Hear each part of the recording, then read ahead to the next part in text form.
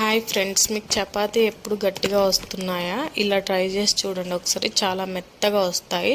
First అయితే బౌల్లో కొంచెం గోధుమ పిండి తీసుకొని కొంచెం ఆయిల్ సాల్ట్ యాడ్ చేసుకొని వేళ్ళతోనే కలుపుకోవాలండి, అరచేయి పెట్టొద్దు.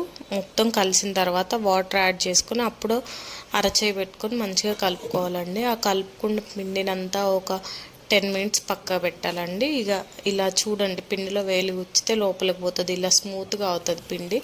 అప్పుడు తీసుకొని మనం ఉండలు చేసుకొని చపాతీ చేసుకోవడమేనండి. మా బాబు చూడండి ఎలా చేస్తున్నాడో, ఆయన చేస్తాడంట చపాతీ.